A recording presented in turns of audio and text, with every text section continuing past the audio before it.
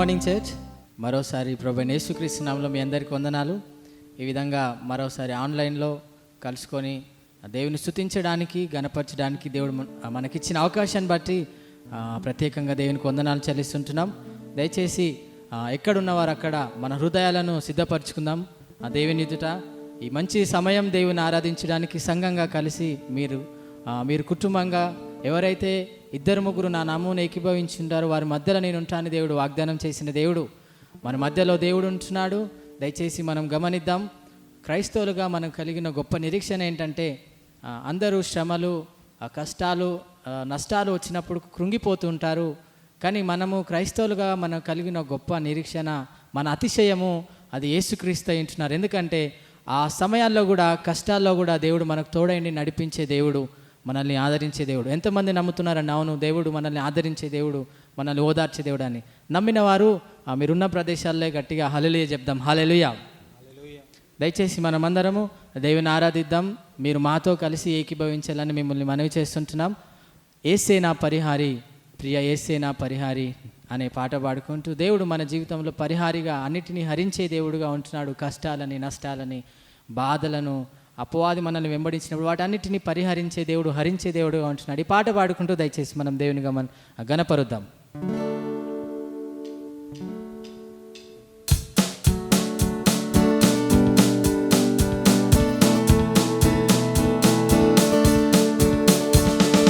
యేసే నా పరిహారి, ప్రియ యేసే నా పరిహారి, నా జీవిత కాలమెల్లా ప్రియ ప్రభువే నా పరిహారి, నా జీవిత కాలమెల్లా ప్రియ ప్రభువే నా పరిహారి.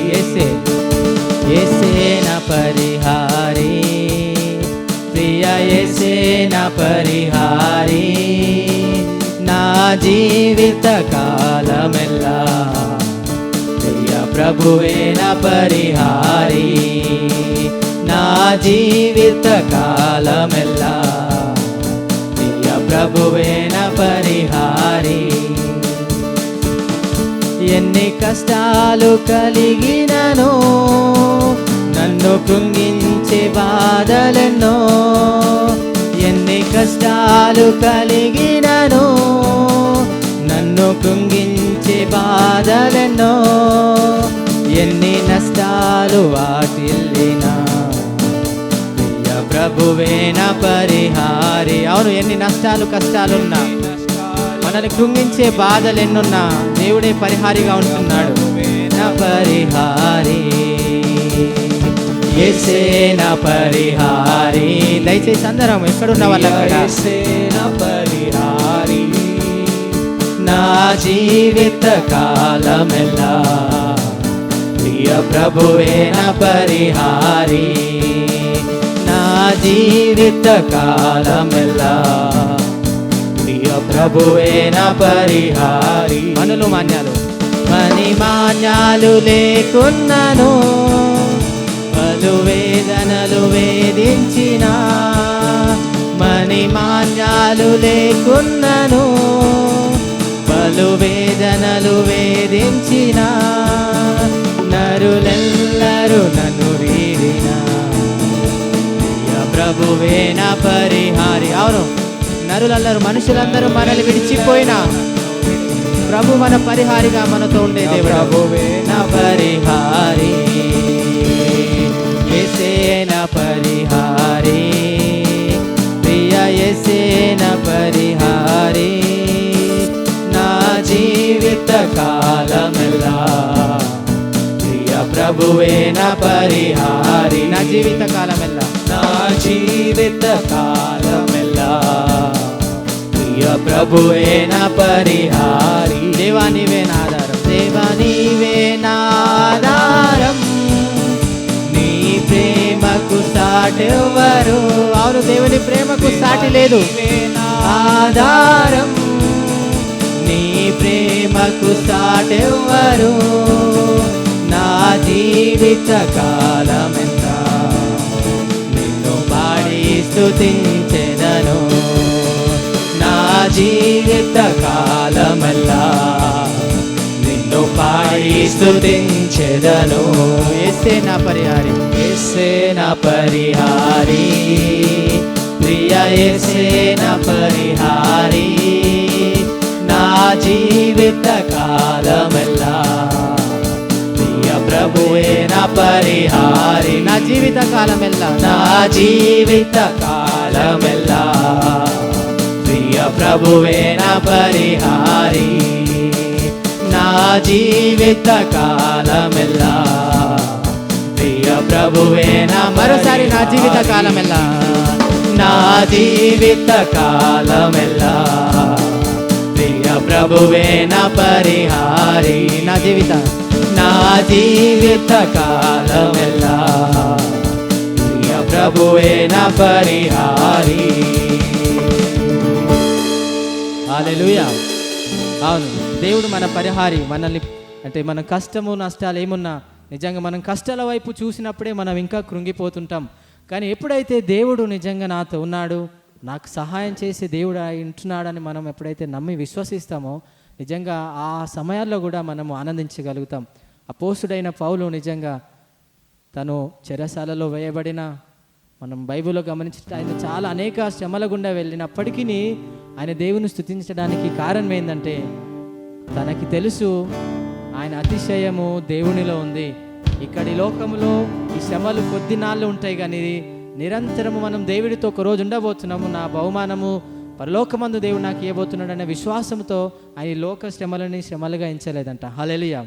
దయచేసి అటువంటి వైఖరిని కలిగి మనం దేవుని స్తుతిద్దాం.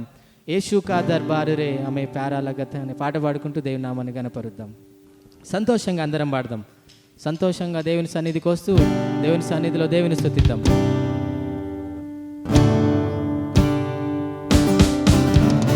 యేసు కా దర్బార్ రే హమే ప్యారా लगत है, यीशु का दरबार रे हमें प्यारा लगत है, यीशु का दरबार रे हमें प्यारा लगत है, यीशु का दरबार रे हमें प्यारा लगत है, प्यारा लगत है दुलारा लगत है, प्यारा लगत है दुलारा लगत है, प्यारा लगत है दुलारा लगत है, प्यारा लगत है दुलारा लगत है, प्यारा लगत है दुलारा लगत है, प्यारा लगत है दुलारा लगत है, प्यारा लगत है दुलारा लगत है, प्यारा लगत है दुलारा लगत है, यीशु का दरबार रे हमें प्यारा लगत है. संतोषంగా పాడదాం. यीशु का दरबार रे हमें प्यारा लगत है, यीशु का दरबार रे हमें प्यारा लगत है, यीशु का दरबार रे हमें प्यारा लगत है. तेरे दरबार मसीह कौन कौन आए, तेरे दरबार मसीह कौन कौन आए, तेरे दरबार मसीह कौन कौन आए, तेरे दरबार मसीह कौन कौन आए, तेरे दरबार मसीह कौन कौन आए, तेरे दरबार मसीह कौन कौन आए, तेरे दरबार मसीह कौन कौन आए, तेरे दरबार मसीह कौन कौन आए. पंडित मोरक और गवार रे हमें प्यारा लगत है, पंडित मोरक और गवार रे हमें प्यारा लगत है, यीशु का दरबार रे हमें प्यारा लगत है, यीशु का दरबार रे हमें प्यारा लगत है, यीशु का दरबार रे हमें प्यारा लगत है, यीशु का दरबार रे हमें प्यारा लगत है. तेरे दरबार मसीह क्या क्या मिलत है, तेरे दरबार मसीह क्या क्या मिलत है, तेरे दरबार मसीह क्या क्या मिलत है, तेरे दरबार मसीह क्या क्या मिलत मिलत है। तेरे दरबार मसीह क्या क्या मिलत है। तेरे दरबार मसीह क्या क्या मिलत है। तेरे दरबार मसीह क्या क्या मिलत है। तेरे दरबार मसीह क्या क्या मिलत है। मुक्ति और शांति अपार रे हमें प्यारा लगत है। मुक्ति और शांति अपार रे हमें प्यारा लगत है। मुक्ति और शांति अपार रे हमें प्यारा लगत है। मुक्ति और शांति अपार रे हमें प्यारा लगत है। యేసుని సన్నిధిలో బలే మధురా మధురము. అందరం కలిసి పాడదాం.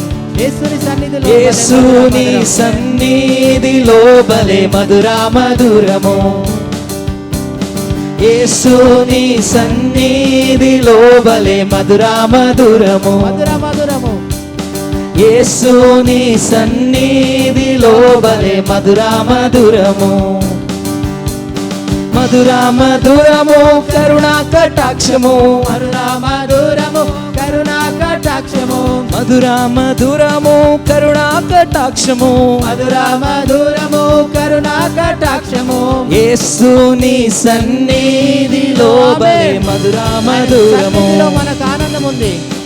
యేసుని సన్నిధిలో బలే మధురా మధురము.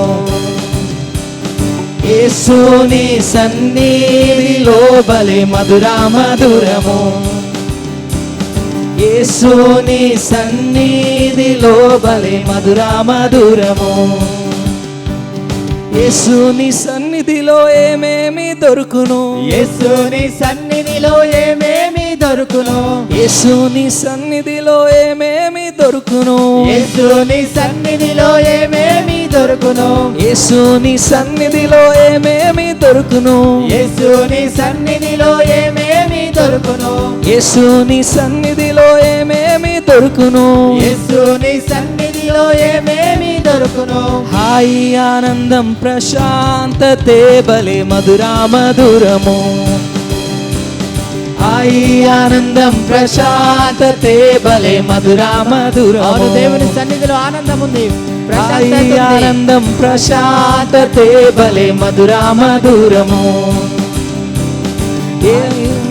సన్నిధిలో బలే మధురా మధురము. యేసుని సన్నిధిలో బలే మధురా మధురము. యేసుని సన్నిధిలో బలే మధురా మధురము.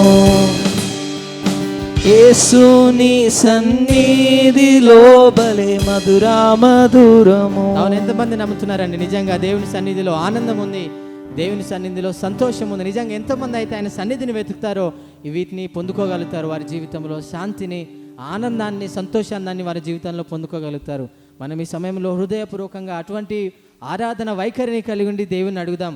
అయ్యా, నీ సన్నిధిని నేను వెతికేవాడిగా ఎల్లప్పుడూ నన్ను ఆశను, ఆ తృష్ణను నా జీవితంలో ఇయ్యండి అని దేవుణ్ణి అడుగుదాం. అవును దేవా, నీ సన్నిధిలో ఆనందం ఉంది, సంతోషం ఉంది. అయ్యా, నీ సన్నిధిలో మేము వచ్చినప్పుడు ప్రభా మా కష్టాలు మాకు కష్టాలుగా అనిపించలేదు. ఎందుకంటే ఆ కష్టాల్లో కూడా మీరు మాకు తోడుగా ఉన్నారు కాబట్టి నిజంగా దేవుని సన్నిధిలో ఆనందం ఉంది. నా జీవితము నీ మాటతోనే ఆరంభించేదనం. అవును, మన జీవితం దేవుని మాటతో ప్రారంభిద్దాం. పాట పాడుకుని దేవుని కనపడతాం.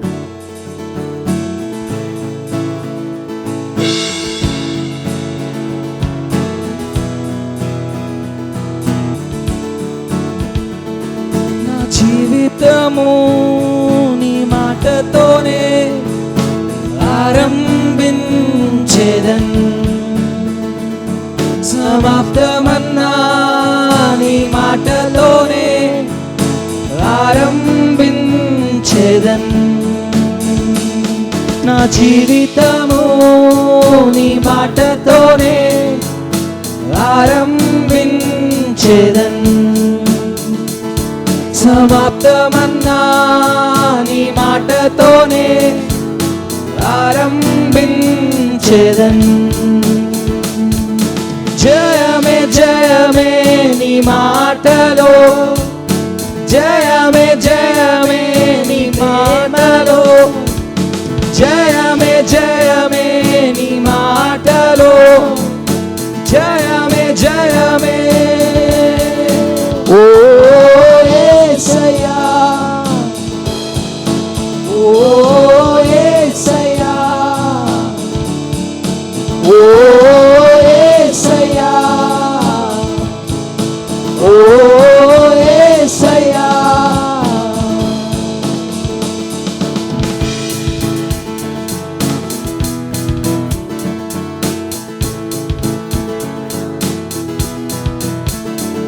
నా చింతలన్నీ నీ కౌగిలిలో మరచిపోయేదన్.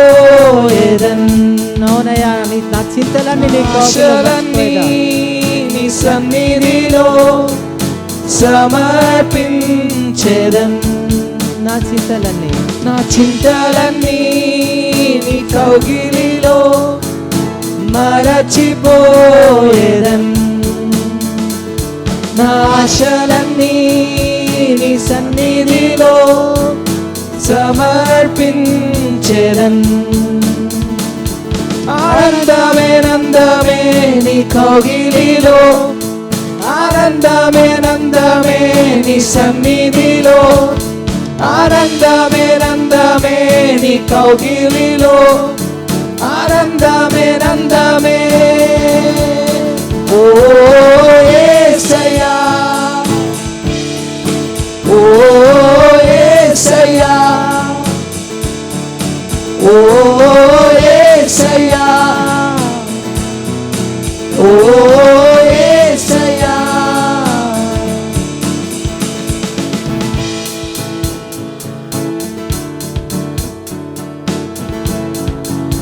అవును, నా చింతలన్నీ మరోసారి వాడుకుంటాం.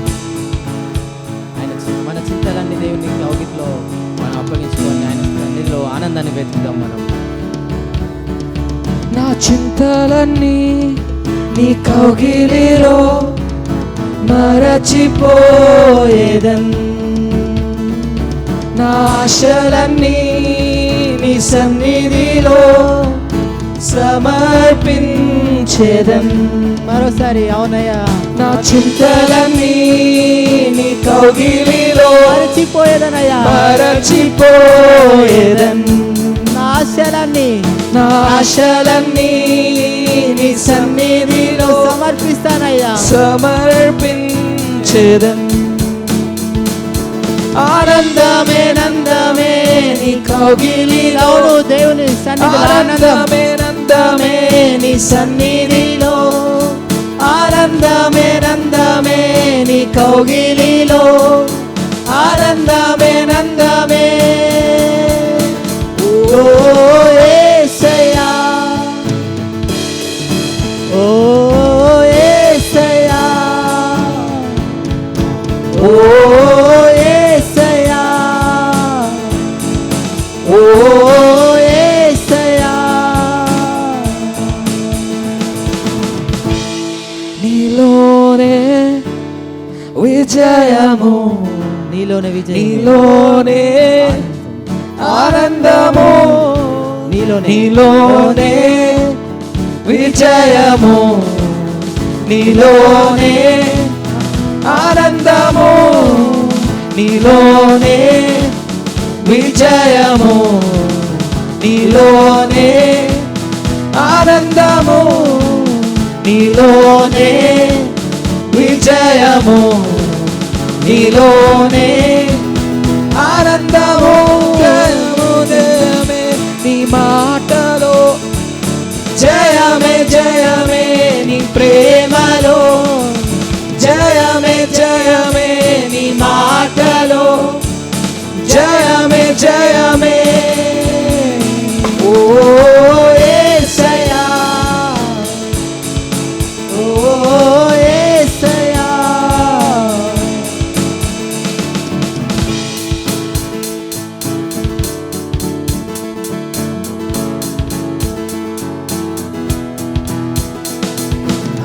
ఆనందమే నందమే అవునయ్యా. నీ కౌగిలిలో నీ కౌగిలిలో ఆనందమే నందమే నీ సన్నిధిలో సన్నిధిలో ఆనందం ఉంది. అవును దేవా, ఆనందమే నా చింతలన్నీ నీ కౌగిలిలోకి తీసుకొచ్చి నా చింతలన్నీ మరిచిపోతా దేవా.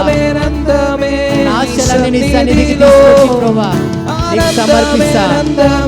ఆనందిస్తావా? ఏమైనా దేవుని సంగమా, దేవుళ్ళు ఆనందిద్దాం. నీ సన్నిధిలో ఆనందమే ఆనందమే నందమే నీ కౌగిలిలో ఆనందమే నందమే ఓ యేసయ్యా ఓ యేసయ్యా ఓ యేసయ్యా ఓ యేసయ్యా ఓ యేసయ్యా ఓ యేసయ్యా ఓ యేసయ్యా ఓ యేసయ్యా. అవునయ్యా, నీ సన్నిధిలో ఆనందం. ఎంతమంది నమ్ముతున్నారు? నిజంగా నువ్వు ఎప్పుడైతే నీ ఆలోచనను విడిచి, ఎప్పుడైతే నువ్వు అనుకున్న వాటిని, నీ సొంత జ్ఞానాన్ని విడిచి దేవుని సన్నిధిలోకి వస్తావో అప్పుడే నిజమైన ఆనందం, దేవునిలో నిజమైన సంతోషం. ఈ సమయమందు మన జీవితంలో ఎటువంటి పరిస్థితి అయినా అది దేవునికి అప్పగిద్దాం. దేవునికి సమస్తము సాధ్యము. నువ్వు నమ్మిన ఎడల దేవుని మహిమను చూద్దామని దేవుని వాక్యం సెలవిస్తుంది. దేవుని నమ్ముదాం, ప్రతిదీ ఆయన వద్దకు మనం తీసుకొద్దాం, దేవుని అడుగుదాం. అటువంటి ఆరాధన వైఖరిని కలిగి ఉందాం. నిజంగా దేవుడి కృప లేనిచో మనం ఏమైందుమో మనం గమనించినట్లయితే మన సొంత కార్యాలు కాదు, కానీ మనం చేసిన పని కానీ ఏది దేవుడికి ఇష్టంగా లేకపోయినప్పటికీ కేవలం ఆయన కృపను బట్టి మనల్ని రక్షించుకున్నాడు. ఆయన కృపను బట్టి మనం ఇంకా ఈ జీవితం కొనసాగిస్తుంటున్నాం. అయ్యా, నీ కృపను బట్టి దేవానికి వందనాలు, నీ ప్రేమను బట్టి దేవానికి వందనాలను చెల్లిస్తున్నాం. దేవుని కృపను మర్చిపోకుండా ఎల్లకాలం ఆయనను స్తుతిద్దాం. మనం జీవించే జీవితం, ఈ యొక్క ఆయువు దేవుడు, ఈ ఊపిరి దేవుడు దిన శ్వాసగా ఉంటుంది, అది దానమై ఉంటుంది. గమనిద్దాం ప్రియులారా, ఈరోజు నువ్వు నేను బ్రతికినామంటది కేవలం దేవుడి కృప. కానీ ఆ జీవితాన్ని దేనికోసం మనం ఉపయోగిస్తున్నాం? వ్యర్థమైన వాటి కోసమా, ఈ లోకంలో ఉన్న వాటి కోసమా, లేదా దేవుని కోసమా? దయచేసి మనల్ని మనం పరీక్షించుకుందాం. ఎందుకంటే దేవుడు మనల్ని విలువైన రక్తం ఇచ్చి కొన్నాడు. నీవు నా సొత్తు అని దేవుని వాక్యం సెలవిస్తుంది. మర్చిపోయామా? దయచేసి నీ శరీరాన్ని బట్టి ఇష్టానుసారంగా జీవించడానికి శరీరము నీ సొత్తు కాదు. ఈ జీవితము దేవుడిచ్చిన దానమై ఉంటుంది. మనం జీవించేది కేవలము యేసుక్రీస్తు కొరకు అనే విషయం దయచేసి మనం మర్చిపోకూడదు. ప్రియమైన సంగమా, ఈ క్షణమైన దేవుని వైపు చూద్దాం. అవునయ్యా, ఈ జీవితం మీది. నేను కలిగి ఉన్న ప్రతిదీ, ఇల్లు అయ్యా, నేను కలిగిన ప్రతిదీ, డబ్బు ప్రతిదీ అది నీ కృపను బట్టి. దేవానికి వందనాలు.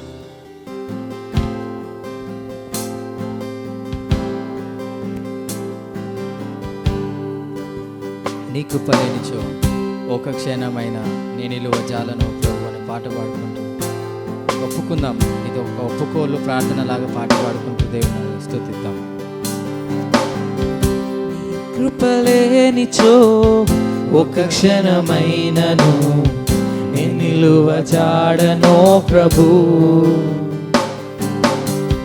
నీ కృపలేనిచో ఒక క్షణమైనను నేను నిలువ జాడనో ప్రభు.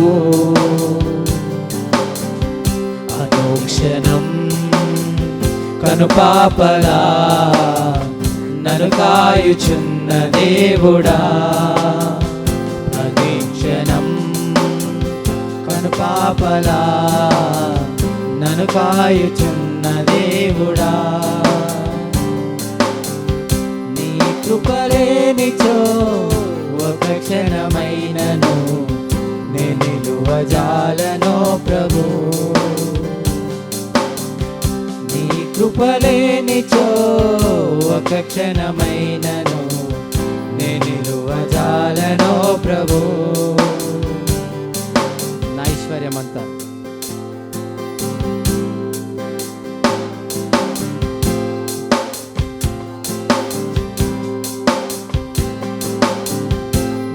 ఐశ్వర్యమంతా నీవే ఉంచినావు నీ దయ నాపై, నీ దయ లేనిచో నాపై ముందు నా ఈ క్షణమునకై.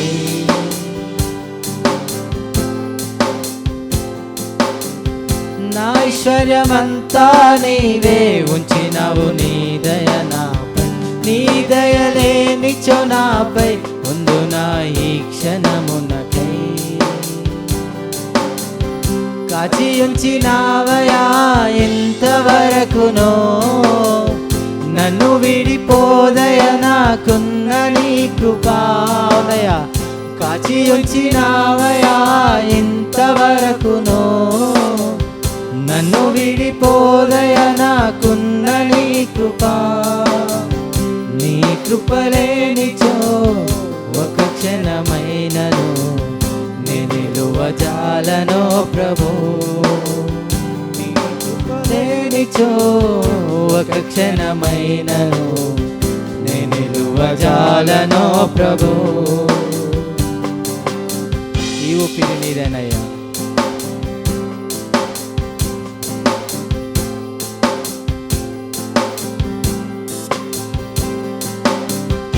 ఈ ఊపిరి నీదేనయ్యా, నీవిచ్చిన దానము నాకై.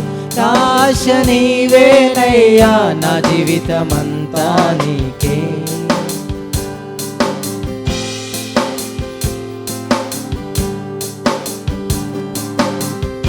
ఈ ఊపిరి నీదేనయ్యా, నీవిచ్చిన దానము నాకై. ఆశ నీవేనయ్యా, నా జీవితమంతా నీకే. నిన్ను నే మరతునా మరువనో ప్రభు, నిన్ను నే విడుదునా విడువనో ప్రభు. నిన్ను నే మరతునా మరువనో ప్రభు, నిన్ను నే విడుదునా విడువనో ప్రభు. నీ కృపలేనిచో ఒక క్షణమైనను నిలువజాడనో ప్రభు. నీ కృపలేనిచో ఒక క్షణమైనను నిలువజాలనో ప్రభు. ప్రతిక్షణం ప్రతిక్షణం కనుపాపలా నన్ను కాయుచున్న దేవుడా. ప్రతిక్షణం కనుపాపలా నన్ను కాయుచున్న దేవుడా. నీ కృపలేనిచో ఒక క్షణమైనను నిలువజాలను ప్రభు. నీ కృపలేనిచో ఒక క్షణమైనను నిలువజాలను ప్రభు. అవును, ఆయన కృపలేనిది మనం లేము. ఈ జీవితం దేవుడిచ్చింది, ఒప్పుకుందాం. అవునయ్యా, ఈ జీవితము నేను జీవిస్తున్నది మీరు ఇచ్చిన దానము. ఈ జీవితము మీది, నేను మీకోసము జీవించడానికి సహాయం చేయమని అడుగుదాం.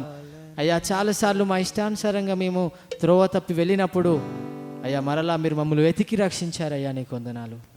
అయ్యా, ఒక కుమ్మరి ఏ విధంగానైతే పాత్రను చేస్తాడో ఆ విధంగా మీకు ఇష్టమైన పాత్రగా మమ్మల్ని చేయమని దేవుని అడుగుదాం.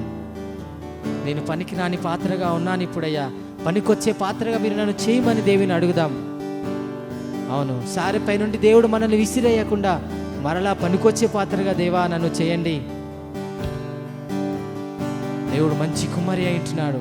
దేవుని చేతిలో ఒక పాత్రగా మనం వాడబడాలంటే ఈ క్షణమే, ఈ సమయం దేవుని చేతిలోకి మనం వద్దాం. దేవా నన్ను వాడుకోండి, ఒక పనికి వచ్చే పాత్రగా నన్ను చేయండి.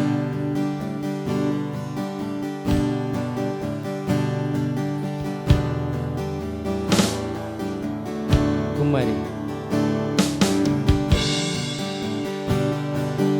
కుమ్మరి ఓ కుమ్మరి, జగదుత్పత్తిదారి.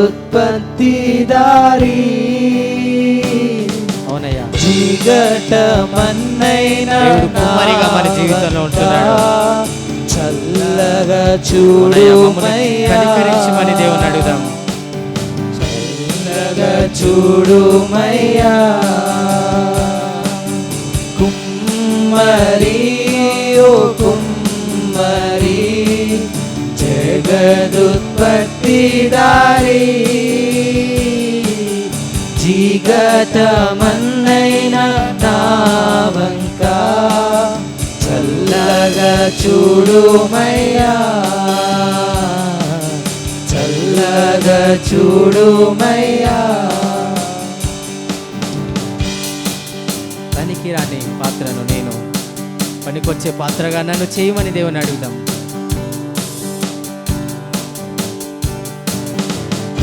పనికిరాని పాత్రను నేను పారవేయకుమా,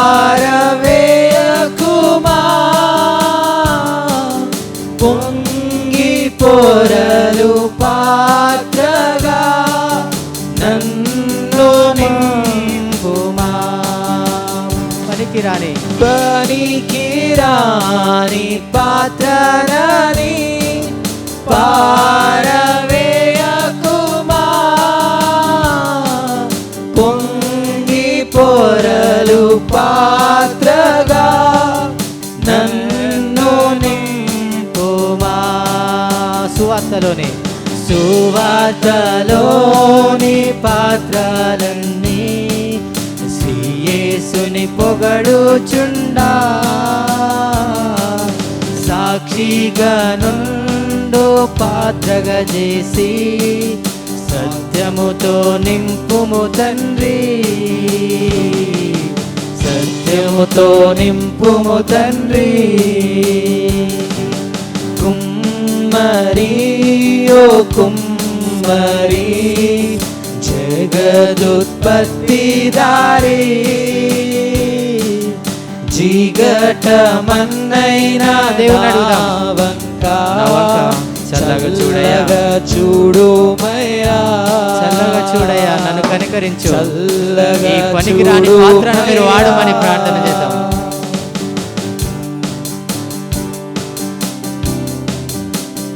విలువలేని పాత్రను నన్ను కొనువారు లేరెవరు.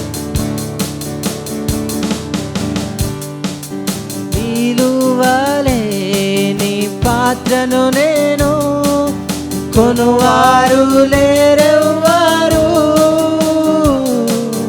వెలలేని నీదు రక్తముతో వెలుగొందు పాత్రగా చేసి. విలువలేని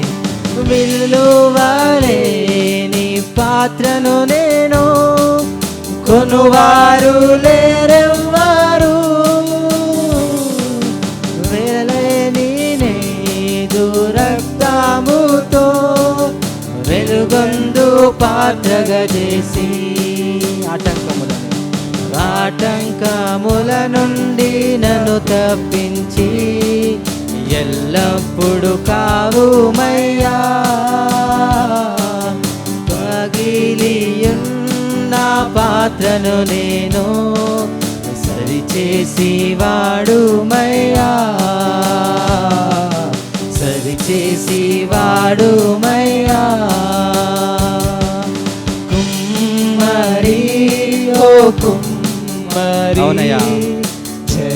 వెలలేని నన్ను నీ విలువైన రక్తం ఇచ్చి కొన్నావు. మనుషుల దృష్టిలో నేను వెళ్ళలేనకపోయినప్పటికీ నేను విలువైన వాడని, ఎందుకంటే నీ విలువైన రక్తం నాకు ఇచ్చి అయ్యా నన్ను మీరు కొన్నారు. నన్ను సరిచేసి నీ పాత్రగా నన్ను వాడుకో నా అయ్యా. నీ చేతిలోకి నేను వస్తున్నాను కుమ్మరిగా. అయ్యా మీరు నా జీవితంలో కుమ్మరిగా ఉంటున్నారు, ఒక పనికొచ్చే పాత్రగా నా జీవితాన్ని చేయండి. నా వంక మీరు అయ్యా దయచేయమని ప్రార్థిస్తాం. దయచేసి అందరం అడుగుదాం, అయ్యా నా పైన మీరు చల్లగా నీ దయ చూపించండి, పాత్రగా నన్ను వాడుకోండి. చల్లగా చూడుమయ్యా, చల్లగా చూడుమయ్యా. దేవానికి వందనాలు. ప్రియ సంఘం, అలాగనే కళ్ళు మూసుకొని మనం ప్రార్థిద్దాం ప్రార్థన పూర్వకంగా. అయ్యా వెళ్ళలేని పాత్రను నన్ను నీ విలువైన రక్తం ఇచ్చి కొన్నారు. ఈ లోకంలో మనుషుల్ని సంతోషపెట్టడానికి కాదు నేనున్నది. అనేక సార్లు నేను త్రోవ తప్పి విడిచాను, త్రోవ తప్పి మర్చిపోయాను, ఈ శరీరేచ్ఛను బట్టి నడిచాను. అని దేవుని ఎదుట మనం పాపములు ఒప్పుకుందాం. ఎందుకంటే ఆయన నమ్మదగిన వాడు, నీతిమంతుడు. మనం పాపములు ఒప్పుకునేలా క్షమించి సమస్త దుర్నీతి నుండి విడిపించే దేవుడు అయింటున్నాడు ఆయన. పాపంతో మనం దేవుని ఎదుకు రాలేము. ఆయన సన్నిధిలో దేవుని మనం అడుగుదాం, దేవా ఈ పాపిని క్షమించండి, ఒక పాత్రగా నన్ను వాడుకోండి. సంఘములో, ఈ సమాజంలో ఒక పాత్రగా క్రీస్తును నేను ప్రకటించేవాడిగా, క్రీస్తును రిప్రజెంట్ చేసేవారిగా, నేను ప్రజలు ఇంపాక్ట్ చేసేవారిగా మా జీవితాల్ని మార్చండి అయ్యా. మా జీవితాలు మీకు అప్పగిస్తుంటున్నాం. మీరే మా జీవితాల్ని ఒక మంచి పాత్రగా చేసి వాడుకోగలరని సమస్త మహిమ ఘనత ప్రభావము నీకు చెల్లిస్తూ యేసుక్రీస్తు నామములో ప్రార్థించి అడుగుచున్నాము తండ్రి. ఆమేన్, ఆమేన్.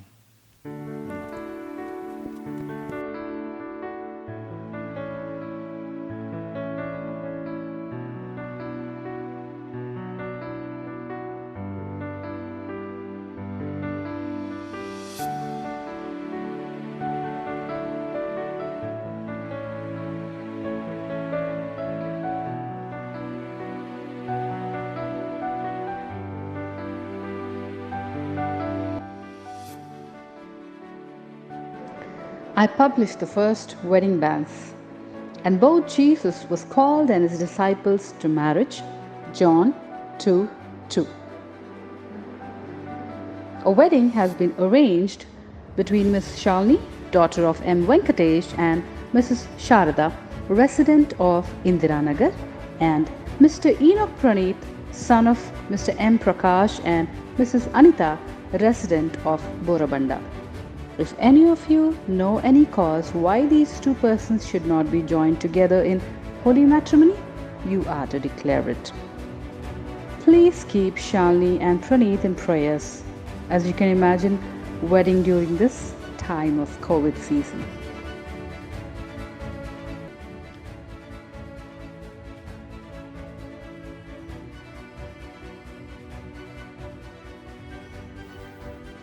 Good morning, church.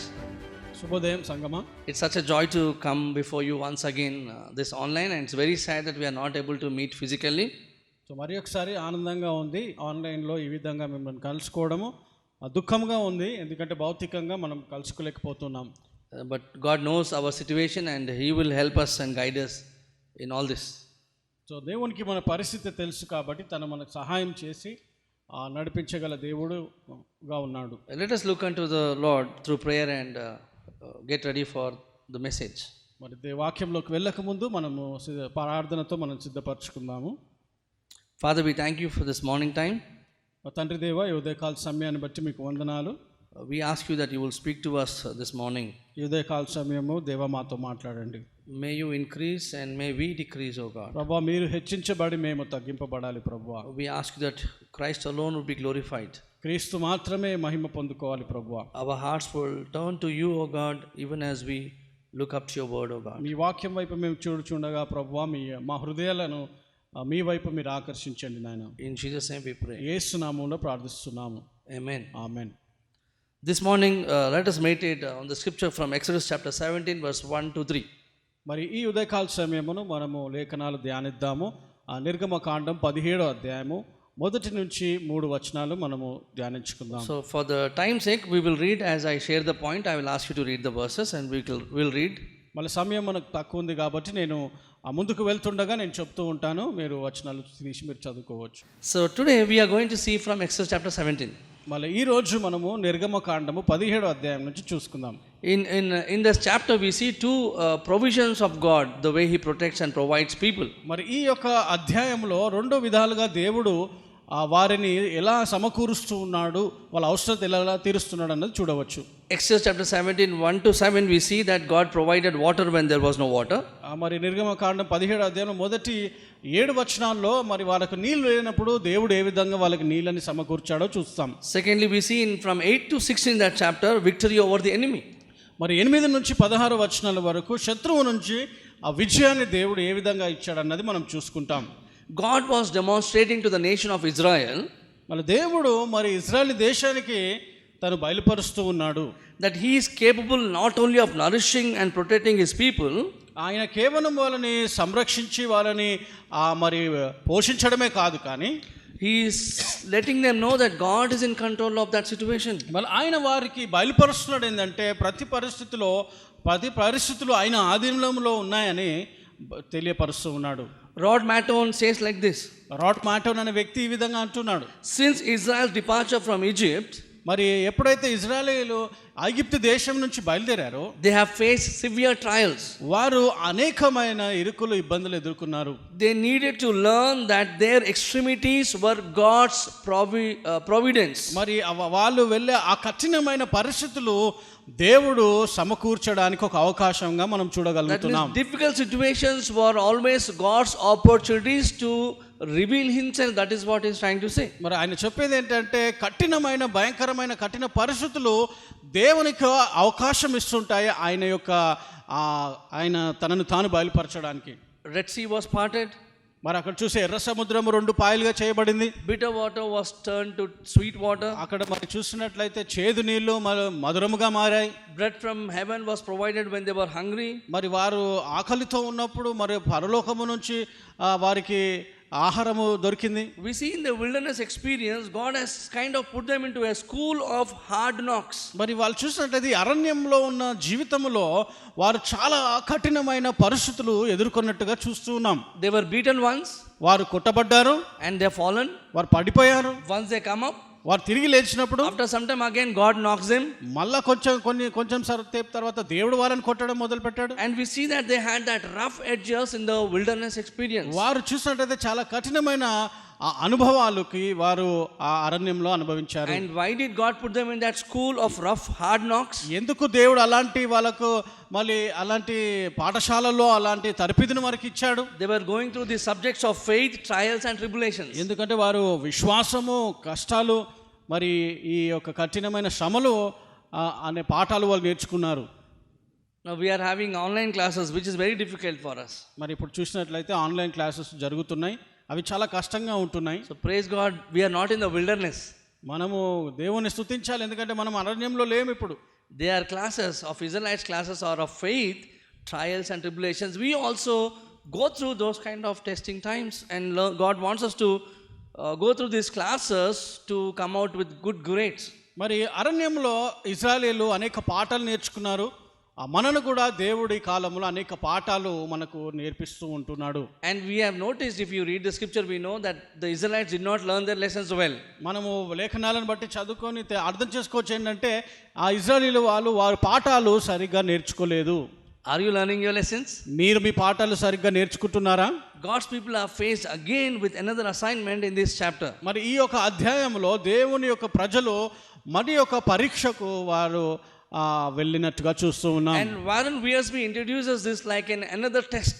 మరి వారెన్ విస్బీ వ్యక్తి అంటే దైవజనుడు ఈ విధంగా అంటాడు, వీరికి ఇంకొక పరీక్షలోకి వాళ్ళు అడుగు పెట్టారు అని అంటున్నారు. And he introduces this section with this comments. ఆయన ఈ యొక్క మాటలతో తను దీనికి అర్థ వివరణ ఇస్తూ ఉన్నాడు. You never solve your problem by blaming other people.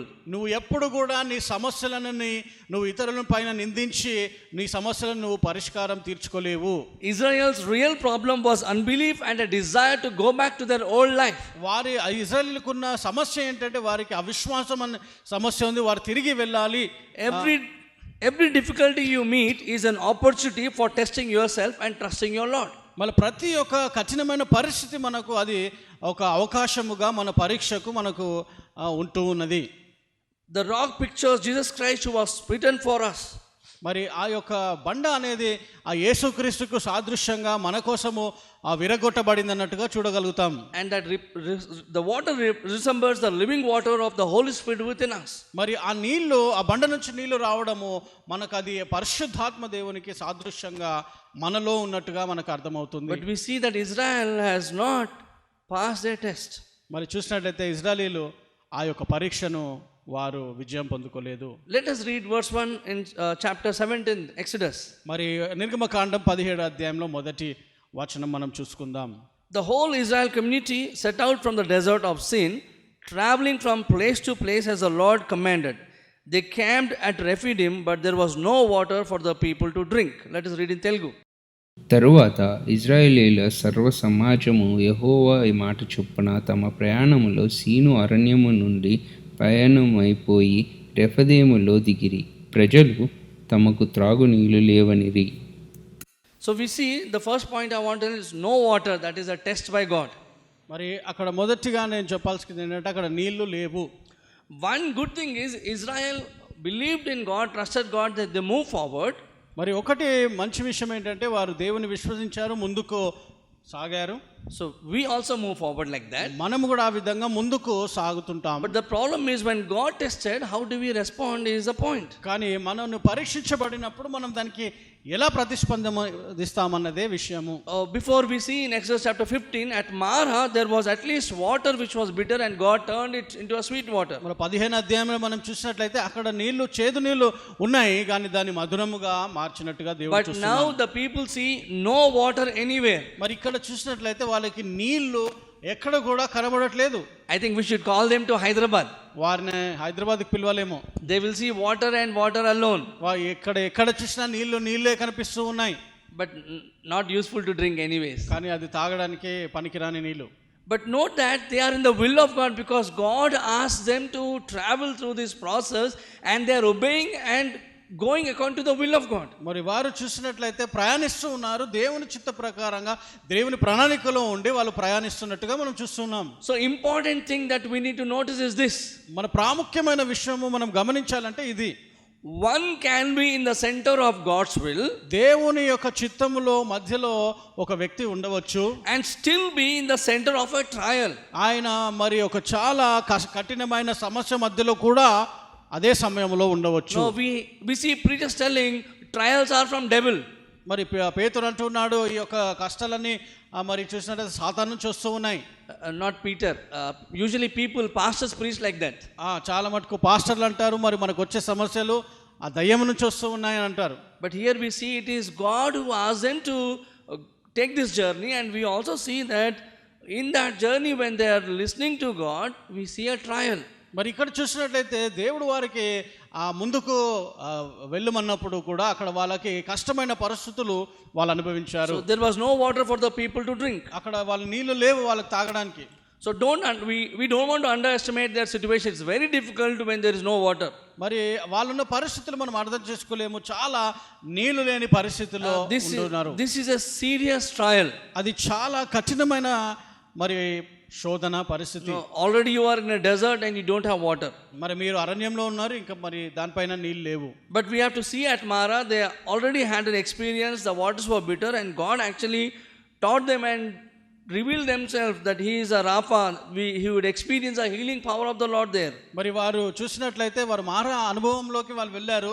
అక్కడ దేవుడు మరి తను యెహోవా రాఫాగా తను స్వస్థపరిచే విధంగా నీళ్లను స్వస్థపరిచాడు, ఆ విధంగా స్వస్థపరిచాడు అన్న విషయం కూడా వాళ్ళకి తెలుసు. And here at Rephidim there was no water at all. వాళ్ళు ఇక్కడ రెఫిదీం దగ్గరికి వచ్చినప్పుడు వాళ్ళ దగ్గర అక్కడ నీళ్లు లేని పరిస్థితిలో ఉన్నారు. And they must learn to trust God's provision because God has really taken them through, taking care of all those needs till that time point. మరి ఆ సమయం వరకు కూడా దేవుడు వారిని నడిపిస్తున్నాడన్న విషయం వారు ఎరిగి దేవుని యందు విశ్వాసంతో దేవుడు సమకూరుస్తాడన్న నమ్మకంతో వాళ్ళు ఉండాల్సిన పరిస్థితి. This was not an accident as if God had made a mistake in leading them by the pillar of cloud and pillar of fire by night and day. మళ్ళీ ఇదేదో అకస్మాత్తుగా జరిగిందని కాదు, కానీ దేవుడు మరి వారిని అగ్నిస్తంభముగా మరి మేఘముగా పగలు మేఘముగా వారితో ఉండి నడిపించడము చూస్తూ ఉన్నాము. Aren't we all just like Israel many times? మరి మనం కూడా ఇశ్రాయేలీయుల్లాగా ఉంటాం చాలాసార్లు. God is clearly leading us step by step, and yet in our self-centeredness we doubt God, we complain and get upset with God. మరి చూసినట్టయితే అడుగడుగులో దేవుడు మనం నడిపిస్తున్నట్టుగా మనకు అనిపిస్తుంది, కానీ కొన్ని పరిస్థితుల్లో ఆ దేవుడు మనం నడిపిస్తున్నాడు అని మరి మనం అనుమానము పడుతూ ఉంటాము. Sadly we are blinded and we actually forget that God actually is with us in that situation. మనము దుఃఖకరంగా కరమైన విషయం ఏంటంటే మన కళ్ళు కడబడినట్టుగా మనం చేస్తూ ఉంటాము. దేవుడు ఈ పరిస్థితుల్లో లేడనుకుంటాం, కానీ దేవుడు మనతో ఉన్నాడు అన్నది మర్చిపోతుంటాం. This was God purposefully, providentially directing Israelites into a difficult, trying situation. మరి దేవుడు ఇక్కడ చూసినట్లయితే ఆయన చిత్త ప్రకారంగానే ఒక ఉద్దేశంతో చొప్పుననే ఆ దేవుడు ఆ కఠినమైన పరిస్థితుల నుంచి వాళ్ళని నడిపిస్తున్నట్టుగా మనం చూస్తూ ఉన్నాం. Why was he doing this? ఎందుకు ఆయన ఈ విధంగా చేస్తూ ఉన్నాడు? Why does God test us? ఎందుకు దేవుడు మనల్ని పరీక్షిస్తాడు? One reason was that they could come to understand His power and provision in times of the need or of stress and difficult times. మన ఒకానొక కారణం ఏంటి అని అంటే మన కష్టమైన పరిస్థితిలో దేవుని యొక్క శక్తి, దేవుని యొక్క సమకూర్పు మనము చూడగలుగుతాము. To know God's character. దేవుని యొక్క గుణాన్ని మనం తెలుసుకోవడానికి. Second thing is to know our character. మరి ఇంకో విషయం ఏంటంటే మన యొక్క గుణాన్ని తెలుసుకోవడానికి. God tests our character and wants us to become more like Jesus during the testing times. We want to grow mature. That is what God wants us to do.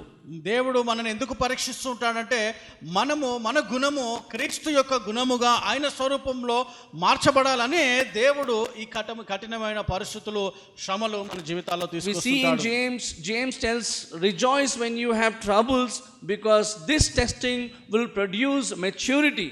యాకోబు అని అంటాడు, మీరు అనేక శ్రమల్లో మీరు వెళ్తున్నప్పుడు బహు ఆనందంగా ఉండండి, ఎందుకంటే ఈ శ్రమలు మీకు ఓర్పుని తీసుకొని వస్తూ ఉంటాయని అంటున్నాడు. Unbelief asks us if God is really here and cares about me. మరి చూసినట్టు అవిశ్వాసం మనతో మాట్లాడుతుంది, నిజంగా దేవుడు ఇక్కడ ఉన్నాడా ఇప్పుడు నీతోటి, నిన్ను పట్టించుకుంటున్నాడా అని అడుగుతుంది. When we have difficulty, we will ask, how can He let this happen to me? మరి చాలా కఠినమైన పరిస్థితుల్లో ఆయన ప్రశ్నిస్తుంటాడు. అవిశ్వాసం ఏంటంటే, ఎందుకు దేవుడు ఇలా చేశాడు?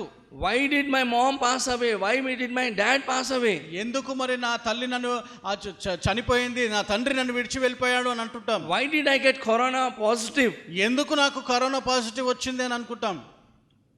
Why I am going through this difficult time? ఎందుకు నేను ఈ కష్ట పరిస్థితిలో వెళ్తున్నాను?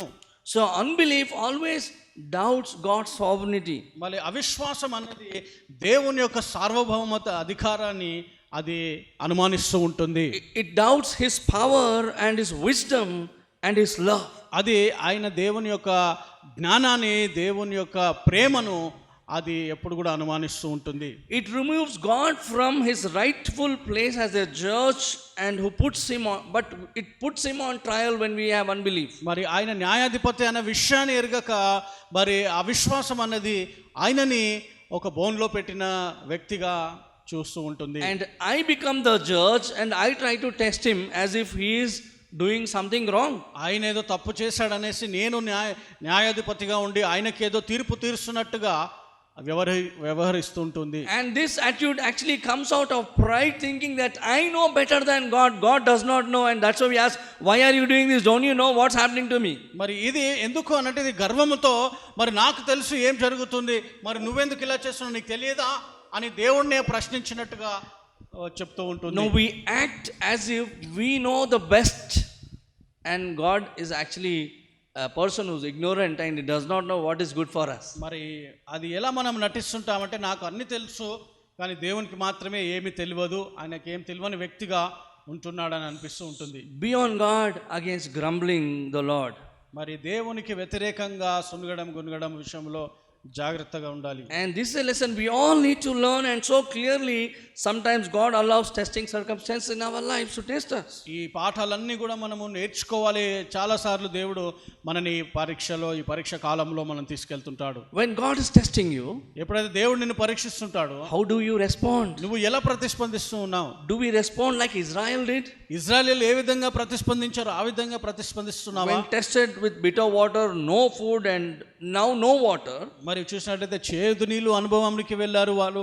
ఎలాంటి నీళ్లు లేని పరిస్థితి వాళ్ళు ఇప్పుడు అనుభవిస్తున్నారు. అలాంటి పరిస్థితిని వారు వెళ్ళినప్పుడు Undoubtedly Israel was thirsty after journeying by stages in a relatively dry land. మరి చూసినట్లయితే అక్కడ చాలా ఆరిన నేల పైన వాళ్ళు చాలా అరణ్య ప్రదేశంలో వాళ్ళు అనేక రోజులు ప్రయాణించి వచ్చిన తర్వాత వారు దప్పికగొన్నారు. But I think you should not be surprised when there is no water in the wilderness. మరి నిజంగా మనం ఆశ్చర్యపోవాల్సింది ఏంటంటే అరణ్యంలో నీళ్లు లేకపోవడము. No, they are going in a desert area, and it is actually foolishness to think there will be water in desert. మరి వారు ఆ ఇస్కరేయి ప్రాంతం లాంటి ఆ ప్రాంతంలో వెళ్తున్నప్పుడు మూర్ఖత్వమే అది వాళ్ళు ఆలోచించడం ఇక్కడ నీళ్లు ఉంటాయన్నది. It's like now we have coronavirus situation. ఇది ఎలా ఉంటుందంటే ఇప్పుడు మనకు కరోనా వైరస్ పరిస్థితిలో ఉంటున్నాం మనం. And I got positive. నాకు ఒకవేళ పాజిటివ్ వచ్చింది. And now you will ask, how did you get positive? నువ్వు నీకు పాజిటివ్ ఎలా వచ్చింది అని ప్రశ్నిస్తే, will that solve a problem? అది సమస్యని పరిష్కరిస్తుందా? You should only ask, how can I come out of this sickness, rather than asking why this thing happened to me. మళ్ళీ ఇది ఎందుకు నాకు వచ్చింది అనే దానికంటే ప్రశ్నించడము, దీని నుంచి నేను ఎలా రావాలి అన్నది ప్రశ్నించుకోవాలి. So rather than questioning God, questioning yourself, we should always think about trusting God and actually taking a treatment. మరి దేవుని ప్రశ్నించడం లేదంటే మనను మనం ప్రశ్నించడం కంటే దీని నుంచి ఎలా రావాలి, ఎలా నేను ట్రీట్మెంట్ తీసుకోవాలి అన్నది మనం ఆలోచించాలి. In the first week it was a surprise, it was a shock. మళ్ళీ మొదటి వారంలో అది చాలా ఆశ్చర్యంగా, అది ఒక పెద్ద షాక్గా అనిపించింది. But now almost we are ending the year and lot of cases have increased, so it should not surprise if you have positive. మరి చాలా మరి ఈ సంవత్సరం ఆఖరిలోకి వచ్చాము, అనేక పాజిటివ్ కేసులు మనం చూస్తూ ఉన్నాము. ఒకవేళ మనకు వచ్చిందంటే కూడా మనం ఆశ్చర్యపోవాల్సిన అవసరం లేదు. And we should only be careful, not be careless. మనం చాలా జాగ్రత్తగా ఉండాలి, కానీ మరి చులకనగా దాన్ని తీసుకోలేము. And then we should try to be protecting ourselves as much as we can, build our immunity. మనము కాపాడుకుంటూ మన యొక్క మనలో ఉన్న శక్తిని మనం పెంచుకుంటూ ఉండాలి. And then we need to trust God and have faith in God that He is able to deliver us and He is in control of any situation that we go through. మనం ఏ పరిస్థితులు వెళ్ళినప్పుడు కూడా దేవుడు ఆ పరిస్థితులన్నీ కూడా ఆయన ఆధీనంలో ఉన్నాయని మనం విడిపించి మనం సంరక్షించే దేవుడుగా ఉన్నాడని మనం నమ్మాలి. You know why Israelites went through that same lessons? ఎందుకు ఇశ్రాయేలీయులు పదే అవే పాఠాలు నేర్చుకున్నారు? Why do we repeat the same class? ఎందుకు మనం అదే తరగతిలో చదువుతూనే ఉంటాము? Because we fail. ఎందుకనంటే మనం ఫెయిల్ అవుతాం. Same thing, if Israel fails, so they are going through the same test. మళ్ళీ ఇశ్రాయేలీయులు వాళ్ళు ఫెయిల్ అయ్యారు కాబట్టి మరలా అదే పరీక్ష వెళ్తున్నారు. So in your trial time, if you fail the test, God will give you again the same trial until you pass it. నువ్వు దేవుడు నీకు ఒక శ్రమ ఇచ్చాడు, దేవుడు నీకు ఒక శోధన ఇచ్చాడంటే అది అందులో నువ్వు పాస్ కాలేవంటే దేవుడు మరలా నీకు అదే శోధన తీసుకొస్తూ ఉంటాడు. So better pass the test by trusting God rather than questioning God in difficult situations. That is good for you. So నీకు మంచిది, మేలుకరమైనది ఏంటంటే దేవుణ్ణి ప్రశ్నించే కంటే నువ్వు ఆ యొక్క శ్రమలో నుంచి ఆ దేవుని సహాయము కోరుకొని దేవుని శక్తి ద్వారా దాంట్లో నుంచి ఉత్తీర్ణం కావాలనేదే ఆయన ఆశ. Otherwise, Lord will lead us to face more trials until we develop the character that God wants us to have and purge the sinfulness from our lives. లేదు అని అంటే దేవుడు ఇంకా కఠినమైన భయంకరమైన పరిస్థితులు తీసుకొచ్చి మనలో ఉన్న పాపాన్ని విసర్జించడానికి ఇంకా శ్రమలు కూడా దేవుడు తీసుకురావచ్చు. Because Bible says testing produces character. ఎందుకనంటే బైబిల్ అని అంటుంది పరీక్ష ఓర్పుని తీసుకొస్తుంది. And it builds your character. అది నీ యొక్క వ్యక్తిత్వాన్ని అది నిర్మిస్తూ ఉంటుంది. So if you have problems with people, the Lord may want to teach you a lesson in patience and forgiveness. ఒకవేళ నీకు వ్యక్తులతో నీకు చాలా సమస్య ఉందంటే దేవుడు నీకు ఆ వ్యక్తుల ద్వారా నీకు ఓర్పుని నేర్పిస్తూ ఉన్నాడు. And he will teach you to love the unloved. మరి ఎవరైతే ప్రేమింపబడిన వారు ఉన్నారో వారిని ప్రేమించడము దేవుడు నేర్పుతూ ఉన్నాడు. He will teach you to overcome anger and bitterness. మరి నిన్ను కోపమును మరి చేదుని ఆ బాధను అధిగమించడానికి దేవుడు ఆ పరీక్షలో నుంచి నిన్ను తీసుకువెళ్తున్నాడు. If you have problems about money, నీకు ఒకవేళ డబ్బు విషయంలో నీకు చాలా సమస్య ఉన్నట్లయితే he may be trying to teach you lessons in faith, trust, dependence upon God and giving to God. మరి విశ్వాసము, మరి దేవుని పైన ఆధారపడడము, దేవునికి ఇచ్చే విషయంలో దేవుడు నిన్ను నేర్పిస్తూ ఉండవచ్చు. So if you have financial problems, ఒకవేళ నీకు ఆర్థికమైన సమస్యలు ఉన్నట్లయితే check that you have faith in God to take care of yourself. మరి నీకు విశ్వాసము, దేవుడు నిన్ను చూసుకుంటాడన్న నమ్మకము నీకుందా? Trust God, he will provide for you. దేవుడు నీ కోసం సమకూరుస్తాడన్న నమ్మకము నీకుందా? Depend on God, knowing that God is the one who will provide things for you. దేవుడు నాకు ప్రతిదీ కూడా సమకూరుస్తాడు అన్న విషయాన్ని నువ్వు గమనించగలుగుతున్నావా? And don't hold things and telling this is my money, I will keep it, but give to God so that you will not struggle with the tests of money. మరి డబ్బుల విషయంలో పరీక్షించబడినప్పుడు నీ దగ్గర డబ్బులు ఉన్నప్పుడు ఇది నాకు చెందినవని కాకుండా దేవునికి ఇచ్చే విషయాన్ని నువ్వు నేర్చుకో. And if you have problems with your health, lessons of prayer and faith should also be activated. మరి ఒకవేళ నీ యొక్క ఆరోగ్య సమస్యలు ఉన్నట్లయితే నీ విశ్వాసము, ప్రార్థన జీవితాన్ని నువ్వు పరీక్షించుకో. If you have problems with failure, ఒకవేళ నువ్వు ఓటమే అనుభవించినట్లయితే the Lord may be trying to help you to overcome pride and develop humility, patience and learn the importance of organization and hard work. మరి ప్రభువు నీకున్న గర్వాన్ని, దేవుడు దాని నుంచి నువ్వు అధిగమించాలని, నిన్ను తగ్గించాలని ఆ దేవుడు నీకు పదే పదే ఆ ఓటమిని తీసుకురావచ్చు. So better let us learn the lessons rather than repeating the classes. మనము ఆ పరీక్షలో మరి అందులో నుంచి మనం నేర్చుకుందాం, కానీ పదే పదే అవే పరీక్షలలో మనము ఫెయిల్ అవుతూ అదే పరీక్షలు మనం వెళ్ళకూడదు. God wants us to graduate step by step and grow. మనము ఒక అడుగుగా దేవుడు మనల్ని ఎదిగించాలన్నదే దేవుని ఆశ. Second thing we see, రెండో విషయం మనం చూసినట్లయితే verse 2, first part. రెండో వచనంలో మొదటి భాగాన్ని మనం చూసుకుందాం. So they quarreled with Moses and said, "Give us water to drink." వారు మరి మోషేతోని వారు చెప్తూ ఉన్నారు, వాగ్భాగానికి వాళ్ళు వచ్చి మాకు నీళ్ళు ఇవ్వు అని వారు చెప్తూ ఉన్నారు. So let us read in Telugu. It says, as in the English it says, so they quarreled with Moses and said, "Give us water to drink." మోషేతో వాదించుచు త్రాగుటకు మాకు నీలిమ్మని అడగగా. Second point I want to say this, they quarreled and commanded their leader. మరి వారు వారి నాయకునితో వారు వాగ్భాగానికి దిగారు. Israel had a real problem and they were justifying their concern. మరి ఇజ్రాయెల్కి సరైన నిజమైన సమస్య అక్కడ ఉన్నది. Yes, it's important. If you have a problem, yes, you have your problem, and we need to understand Israel really is having a problem. There is no water. మరి ఇజ్రాయెల్కి నిజంగానే ఆ సమస్య ఉంది. మనకు ఒకవేళ నీకు సమస్య ఉందంటే అది నిజమైన ఆ సమస్యగానే ఉంటుంది. The question is, what do we do when there are concerns in our lives? మళ్ళీ ప్రశ్న ఏంటంటే, మనకున్న పరిస్థితులు, మనకున్న ఆ ప్రశ్నలు, మనకున్న సమస్యల నుంచి మనం ఏం చేయబోతూ ఉన్నాం? Do we turn it into quarrel with God, or do we cry out to God? మనము ఆ సమస్యను బట్టి దేవుని పట్ల మనము ఏడుస్తామా, లేకపోతే దేవుని పట్ల వ్యతిరేకంగా మనము ప్రశ్నించి మాట్లాడతామా? In English, the beginning of the words we see so, or some translation says therefore. మరి కాబట్టి అని ఇంగ్లీష్లో కొన్ని ట్రాన్స్లేషన్లో కూడా ఆ విధంగా రాయబడింది. And whenever so or therefore is there, they are words of terms of conclusion. మరి కాబట్టి అని మాట్లాడినట్లయితే ఇది ఒక మాటని మాట్లాడుతూ ఆ ముగిస్తున్న పదముగా మనం చూడవచ్చు. So whenever you read the Bible and see so, you should always ask what is being concluded there. మరి అక్కడ కాబట్టి అనే పదాన్ని ఎప్పుడైతే మీరు బైబిల్లో చదువుతున్నారంటే అక్కడ ముందుగా తను ఏం చెప్పాడు, కాబట్టి ఆయన ముగింపు పదాన్ని వాడుతున్నాడు అన్నది మనం గమనించాలి. In this case it is straightforward. The problem of no water concluded in the people beginning to quarrel with their leader. మరి ఇక్కడ మనం చూసినట్లయితే వారు ఆ నీళ్లు లేవు అన్న సమస్యనికి వాళ్ళు అక్కడ చాలా మరి మాట్లాడుతున్నట్టు, వ్యతిరేకంగా మాట్లాడుతున్నట్టుగా చూస్తూ ఉన్నారు. They are commanding their commander. వారు చూసినట్లయితే వారికున్న అధిపతికే వారు ఆజ్ఞలిస్తూ ఉన్నారు. Here the Israelites' reaction is result of their overgrown unbelief.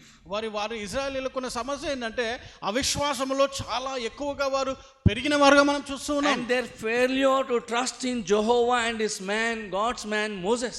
మరి యెహోవాను అలాగే తన దాసుడైన వ్యక్తి మోషేని నమ్మడం విషయంలో చాలా కఠినంగా మారారు.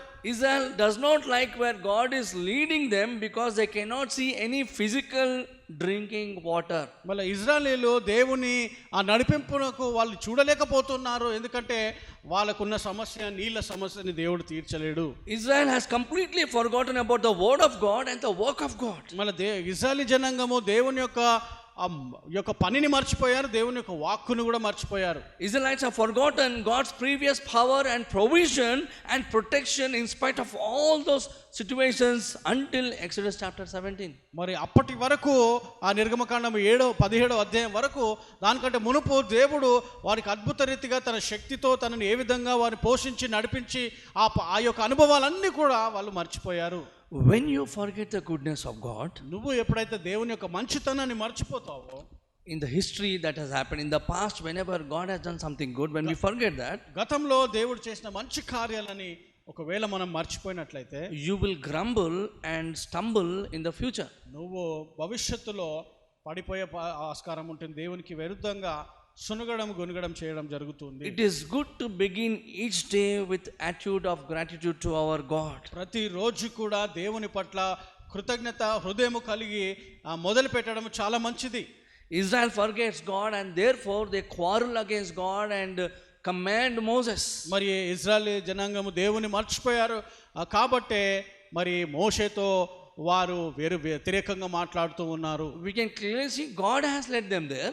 మనం అక్కడ స్పష్టంగా చూస్తున్నాం, దేవుడే వారిని అక్కడికి నడిపించాడు. And it is to refine the hearts of God's people, but they are still failing again and again whenever God is putting tests. మరి దేవుడు వారి హృదయాలను మార్చాలని ఆ ఉద్దేశంతో దేవుడు ఆ పరిస్థితుల్లో తీసుకువెళ్ళినప్పుడు పదే పదే దేవుడు ఆ కార్యాన్ని చేస్తున్నప్పుడు అది వారు గమనించలేను. Every test comes like a double-edged sword. మరి ప్రతి పరీక్ష అనేది కూడా రెండంచెల ఖడ్గములాగా వస్తూ ఉంటుంది. One side cuts the heel, cuts to heal. ఒక వైపు అది నిన్ను స్వస్థపరచడానికి తెగుతూ ఉంటుంది. The other cuts to hurt. ఇంకొకటి తెగుతుంది, నీకు గాయపరచడానికి తెగుతుంది. So every test can become a temptation or a trial.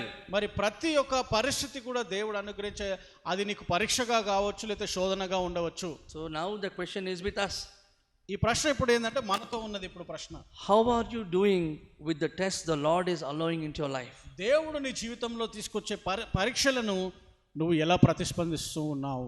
Remember, God is sovereign, which means He's full and total control of our situation and our lives. దేవుడు సార్వభౌముడు అని అంటే మన పరిస్థితులన్నీ కూడా ఆయన ఆధీనంలో ఉన్నాయని. Clearly, the Israel nation had failed the first test where there was bitter water. మరి ఇజ్రాయలీ జనాంగం దేశము మరి మొదటి పరీక్షలో మరి ఎప్పుడైతే చేదు నీళ్లు ఉన్నాయో అక్కడ వారు ఓడిపోయినట్లుగా మనం చూస్తూ ఉన్నాం. And so God gives them another water test. మరి ఒకసారి దేవుడు ఇక్కడ నీళ్ళ పరీక్ష దేవుడు తీసుకొస్తూ ఉన్నాడు.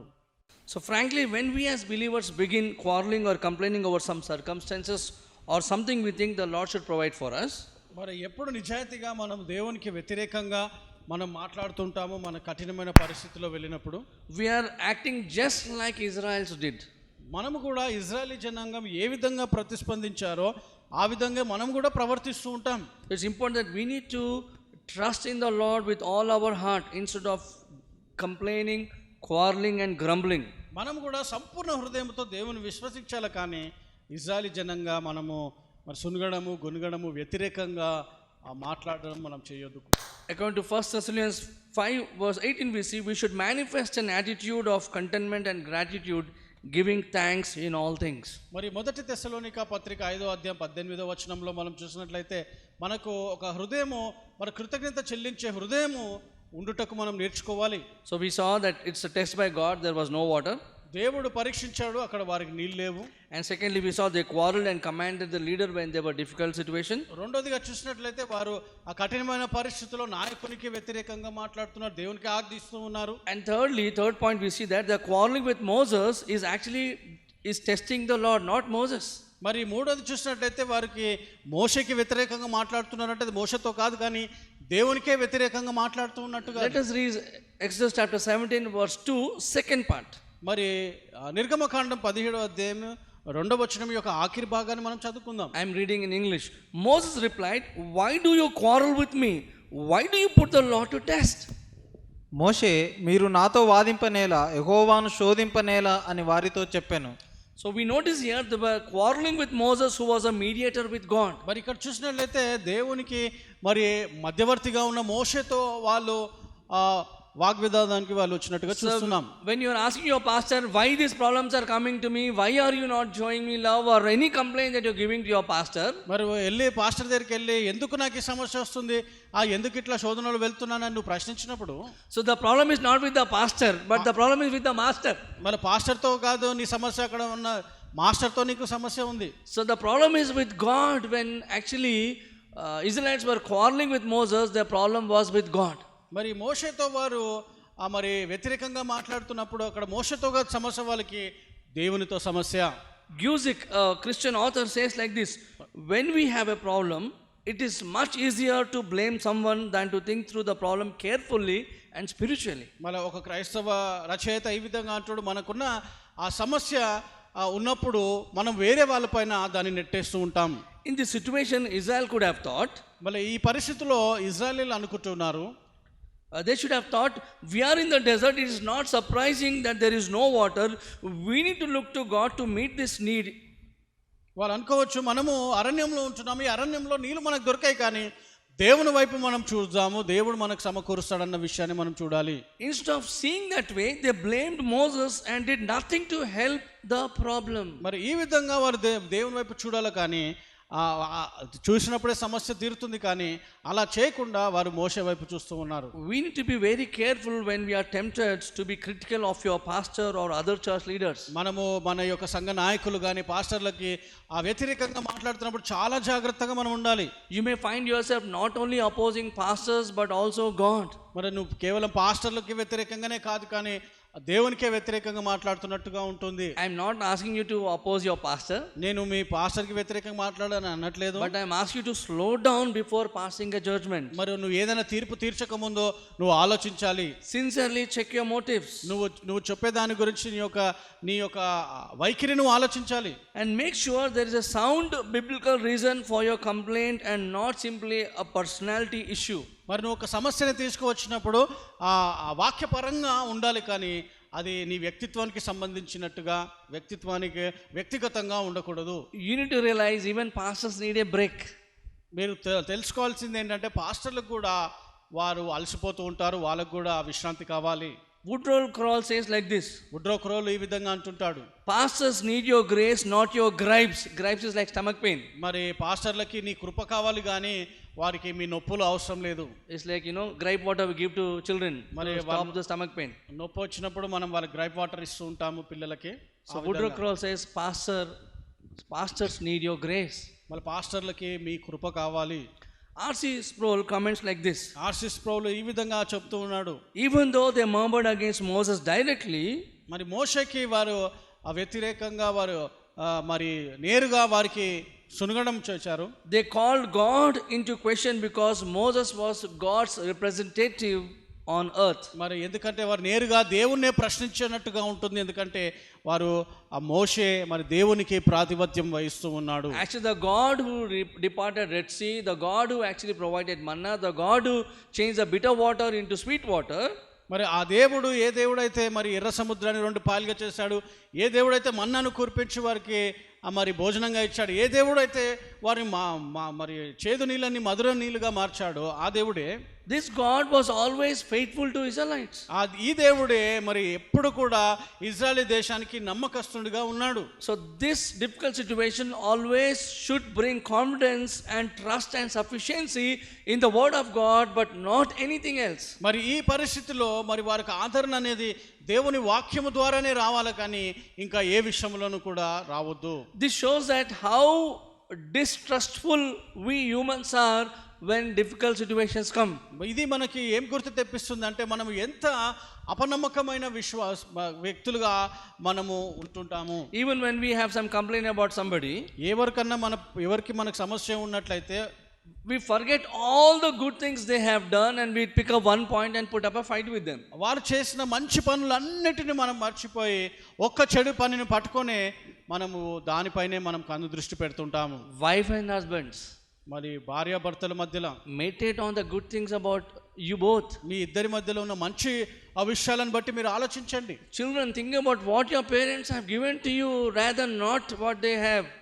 మరి పిల్లలారా, మీరు మీ తల్లిదండ్రులు ఏది ఇచ్చారన్న దాని విషయం పైన ఆలోచించండి, కానీ ఏది ఇవ్వలేదన్న దానిపైన మీరు ఎక్కువగా ఆలోచించకండి. Friends, see how your other friend has helped you rather than why he is not able to help you now. మరి మీరు స్నేహితులారా, మీ స్నేహితులను చూడండి, తను ఏ విధంగా సహాయం చేశాడన్నది చూడండి, కానీ ఎప్పుడు ఎందుకు ఆయన సహాయం చేయలేడనే దానిపైన మీరు ఎక్కువగా ఆలోచించకండి. And also not just human beings, despite the many ways God has cared for us, protected us and delivered us.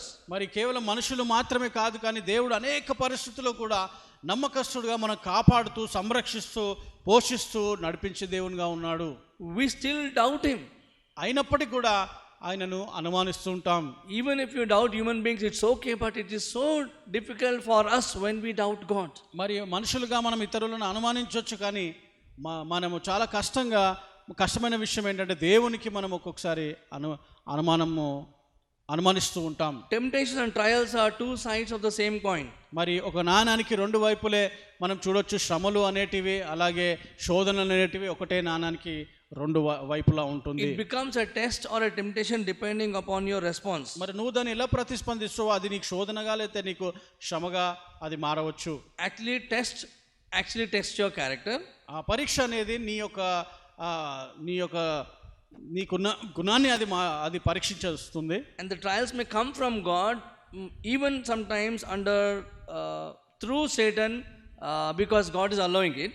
దేవుని ద్వారా, దేవుడు సాతాను ద్వారా మనని శోధించవచ్చు. But still, it actually God wants to develop our character in those painful and suffering situations. ఆ కఠినమైన బాధకరమైన సన్నివేశాలలో, ఆ పరిస్థితుల్లో దేవుడు మనని పరీక్షిస్తూ ఉండవచ్చు. So it will either make us better or make us worse, depending on how you react or respond to a difficult situation in your life. నీ జీవితంలో కష్టమైన పరిస్థితి నువ్వు ఏ విధంగా ప్రతిస్పందిస్తావో అది నిన్ను కడుతుంది, లేదంటే అది నిన్ను నాశనానికి తీసుకువెళ్తూ ఉంటుంది. So if you doubt God, then it will actually you are into a temptation and you fail the test. నువ్వు ఒకవేళ అనుమానించినట్లయితే అది నిన్ను ఓటమికి దారి తీసే ఆ యొక్క పరీక్షలో నువ్వు ఓడిపోతావు. If you trust and obey God, you are passing the test of character of trusting Him and becoming more like Jesus. ఒకవేళ దేవుని నువ్వు నమ్మి విశ్వాసముతో వెళ్ళినట్లయితే నువ్వు ముందుకు వెళ్తావు, నువ్వు విజయం పొందుకుంటావు, నీ యొక్క వ్యక్తిత్వాన్ని నిన్ను అది కట్టడం మొదలవుతుంది. Alexander Maclaren says like this. Alexander Maclaren అనే వ్యక్తి ఈ విధంగా అంటూ ఉన్నాడు. Temptation says, do this present thing, do not be hindered by the fact that it is wrong. మరి నీకు వచ్చే శోధన అంటుంది ఇప్పుడు ఈ పని ఇప్పుడే చేసే అని అంటుంది, కానీ దీని నుంచి ఎలా రావాలా అన్నది గురించి ఆలోచించదు. That means when temptation comes, you tell, it's very beautiful, it's a present thing, let me do it, don't think about it is right or wrong. మళ్ళీ శోధన అనేది వచ్చినప్పుడు ఇది చాలా అందంగా, చాలా మంచిగా ఉంది కాబట్టి ఇది చేసే, ఇది సరి అయిందా, ఇది చెడు అన్నదాని గురించి నువ్వు ఆలోచించకు. But trial says like this. కానీ పరీక్ష అనేది ఈ విధంగా వస్తూ ఉంటుంది. Do this right and noble thing, do not be hindered by the fact that it is painful. ఇది కష్టంగా ఉంటుంది కానీ ఇది చెయ్యి, నువ్వు ఇది మంచిదే అన్నట్టుగా మనకు అనిపిస్తూ ఉంటుంది పరీక్ష. Temptation is pleasant, శోధన అనేది చాలా ఆకర్షణంగా, అందంగా అనిపిస్తుంటుంది. trial is painful. మళ్ళీ పరీక్ష అనేది కష్టంగా ఉంటుంది మనకి. Temptation brings out your sinful nature. మరి శోధన అనేది నీ పాపపు స్వభావము లోపల నుంచి తీసుకువస్తూ ఉంటుంది. Trials builds up God's character in you. మళ్ళా పరీక్షలు అనేటివి నీలో ఉన్న దైవిక స్వభావాన్ని కడుతూ ఉంటుంది. Somebody said like this. ఒక వ్యక్తి ఈ విధంగా అన్నాడు, Satan tempts us to bring out the worst in us. మళ్ళా సాతాను మనల్ని పరీక్షిస్తుంటాడు మనలో ఉన్న నీచాత్యమైన విషయాలను బయటికి తీసుకురావడానికి. God tests us to bring out the best in us. దేవుడు మనల్ని పరీక్షిస్తూ అంటాడు మనలో ఉత్తమమైనవి బయటికి తీసుకురావడానికి. So in temptation or trials, కానీ మన పరీక్షలో కానీ శోధనలో కానీ what is coming out? ఏమి బయటికి వస్తూ ఉన్నది? The worst or the best? చాలా మరి ఘోరమైనవి వస్తున్నాయా లేకపోతే శ్రేష్టమైనవి వస్తున్నాయా? If best does not come, ఒకవేళ శ్రేష్టమైనవి రాకపోతే the test will come again. అప్పుడు పరీక్ష మళ్ళా వస్తూ ఉంటుంది. So better be best rather than attempting the test again. కాబట్టి జాగ్రత్తగా ఉండండి. దానిలో మీరు ఓటమి చెందే కంటే మళ్ళా మీరు దాన్ని పాస్ అవ్వడము చూసుకోండి. Our God is a good God. మన దేవుడు చాలా మంచి దేవుడు. He is not like our engineering colleges. మన ఇంజనీరింగ్ కాలేజ్లో ఉన్న వ్యక్తిలా కాదు. He will continuously give you retest and retest and retakes until you build the character. నీ యొక్క స్వభావం మారే వరకు కూడా దేవుడు పరీక్షలు ఇస్తూనే ఉంటాడు. Because He loves you very much. ఎందుకు అని అంటే నిన్ను చాలా ప్రేమిస్తూ ఉన్నాడు. Fourth thing I want to tell you. నాలుగో విషయం, We see failure to fulfill fleshly desires leads to exaggeration. మరి ఎప్పుడైతే నీ యొక్క శరీర క్రియలకు నువ్వు లోబడుతూ మరి దానికి ఓటమి చెందిస్తావో అది ఇంకా కావాలి అనే దానిపైన నడిపిస్తూ ఉంటుంది. Verse 3, I will read it for you in English. మూడో వచనాన్ని మనం చూసుకుందాం. But the people were thirsty for water there, and they grumbled against Moses. They said, Why do you bring us out of Egypt to make us and our children and livestock die of thirst? అక్కడ ప్రజలు నీళ్లు లేక దప్పిగొని మోషే మీద సనుగుచు, ఇదెందుకు మమ్మను మా పిల్లలను మా పశువులను దప్పిచేత చంపుచోటకు ఐగుప్తులో నుండి ఇక్కడికి తీసుకొని వచ్చి తిరనిరి. So we see here, but the people thirsted there for water. మళ్ళీ అక్కడ జనాంగము వారు దప్పిక కొన్నారు అని చూస్తూ ఉన్నాం. What does this say about their focus? వారు దేనిపైన కేంద్రీకరిస్తున్నారు అనేది మనం చూడవచ్చు. Their focus was on self. వారిపైన వారు చూస్తూ ఉన్నారు. So what should have been their focus? అక్కడ వాళ్ళు ఏమి చూడాల్సింది అసలు? Their focus should have been on Jehovah God and his past provisions in their time of need. వారు యెహోవా వైపు ఆయన గతంలో ఏ విధంగా సమకూర్చాడన్న పైన వాళ్ళు కేంద్రీకరించాలి. But the fallen sinful nature always focus on the big I, me, myself. మన పాపపు స్వభావం, పడిపోయిన స్వభావం ఎప్పుడు కూడా నేను అన్న దానిపైనే అది ఎక్కువగాను కేంద్రీకరిస్తూ ఉంటుంది. Israel's reaction was just an ugly picture of a depraved flesh, sinful flesh that is ever present until we are born again. అలా చూసినట్టయితే ఇజ్రాయెల్ దేనికి సాదృశ్యంగా ఉన్నారంటే ఒక పాపము స్వభావములో పడిపోయిన నీచమైన వ్యక్తి స్వభావముగా అది తిరిగి జన్మించేంత వరకు కూడా ఆ స్వభావంలో ఉన్న వ్యక్తికి సాదృశ్యంగా ఇజ్రాయెల్ దేశం కనబడుతూ ఉంది. This is why they grumbled against and quarreled with Moses. అందుకోసమే వాళ్ళు మోషేకి వ్యతిరేకంగా సునగడం మొదలు పెట్టారు. There was no water and they wanted water. అక్కడ నీళ్లు లేవు, వారికి నీళ్లు కావాలి. No mutton, we want mutton. No chicken, we want chicken that time. Mutton లేదు, మాకు మటన్ కావాలి. చికెన్ లేదు, చికెన్ కావాలి అని అంటున్నారు. Self wants it, what it wants it, and when it wants it. మన స్వయం కావాలి, ఎప్పుడు కావాలి అన్నది కూడా అది చెప్తూ ఉన్నది. That means whenever you desire something, worldly thing, you desire something and you want it right away at that same point, you can't even wait.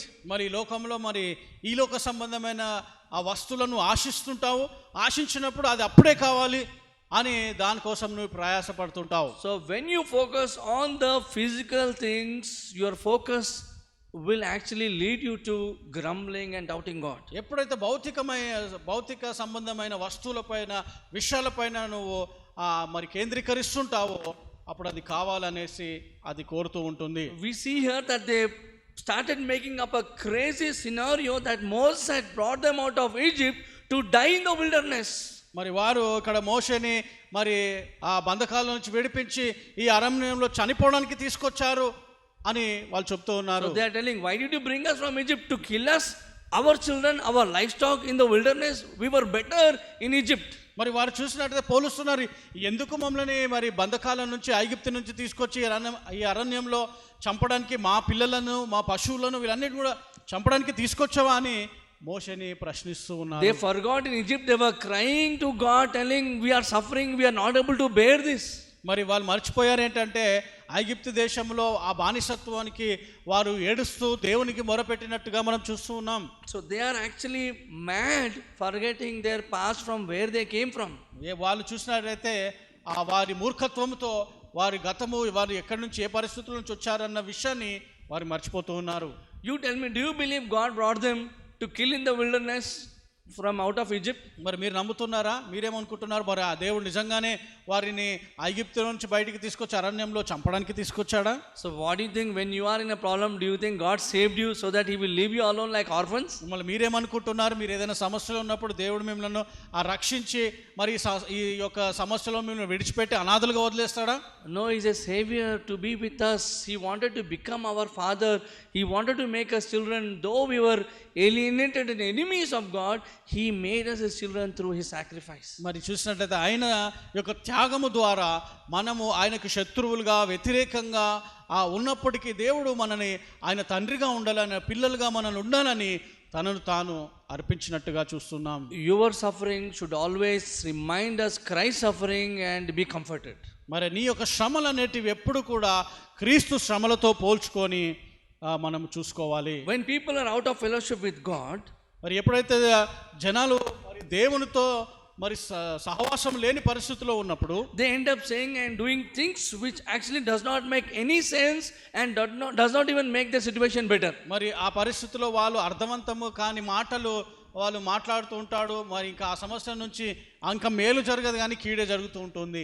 In fact, things become more worse. మరి ఇంకా పరిస్థితులు ఇంకా ఘోరంగా తయారవుతుంటాయి. So be careful to trust God.